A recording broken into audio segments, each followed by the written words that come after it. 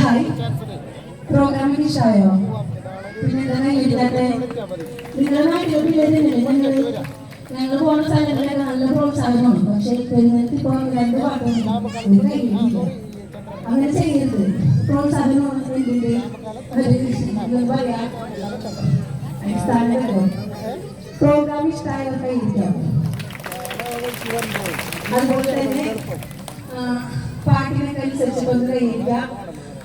നിങ്ങൾ സോഷ്യൽ മീഡിയയിലുണ്ട്. അതുപോലെ തന്നെ ജനങ്ങളാണ് ആളുകളമ്മ എന്ന ടീമിനെ ഇത്രയും നല്ല രീതിയിൽ എത്തിച്ചേർന്നേക്കുന്നത്.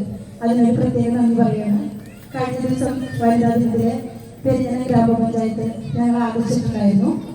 അതിന് ഒത്തിരി നന്ദി പറയാണ്.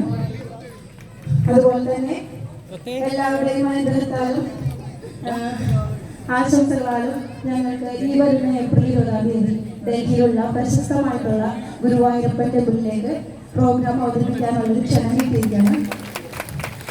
ഞങ്ങളിത് അങ്ങനെ പുറത്തോട്ട് വിട്ടിട്ടുണ്ടായിരുന്നില്ല. കാരണം ഞങ്ങൾ ട്രെയിൻ ടിക്കറ്റും സംഭവങ്ങളെല്ലാം കറക്റ്റായതിനു ശേഷം പറയാമെന്ന് വെച്ചിട്ടാണ് നോക്കുന്നത്. അപ്പോൾ ഇതിലൊക്കെ പിന്നിലെ ജനങ്ങളാണ്. ഞങ്ങൾ പെർഫോം ചെയ്യുന്നുണ്ട്. പക്ഷേ ജനങ്ങളുടെ പ്രോത്സാഹനം കൂടി ഉണ്ടെങ്കിലോ ഈ ഇതിലൊക്കെ എത്താൻ പറ്റുള്ളൂ. അതുപോലെ തന്നെ ഞങ്ങൾക്ക് ഇന്ന നമ്മുടെ നാട്ടിലെ വേദികളൊന്നും കിട്ടാറില്ല. കൂടുതലും പുറത്തെ വേദികളാണ് കിട്ടുന്നത്.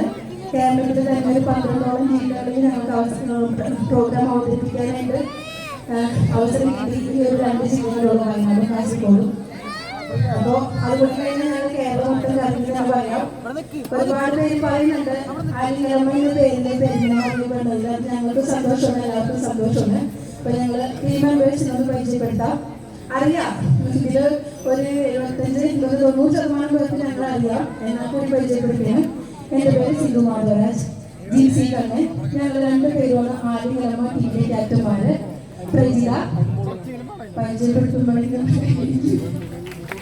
മേഘ, നയന, അമൃത, ദേവിക, കാർത്തിക, അർച്ചന.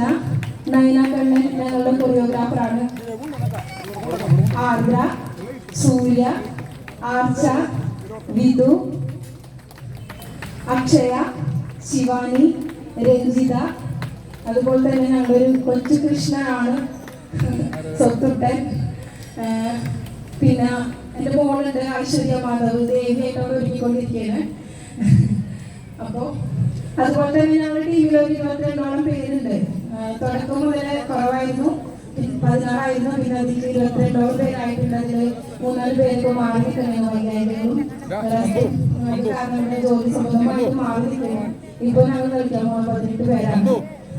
അപ്പോൾ ഇങ്ങനെയുള്ള പാട്ടുകളൊക്കെ കളിച്ചു പിടിച്ചൂടെ? ഞങ്ങൾക്ക് ഇങ്ങനെ ഒരു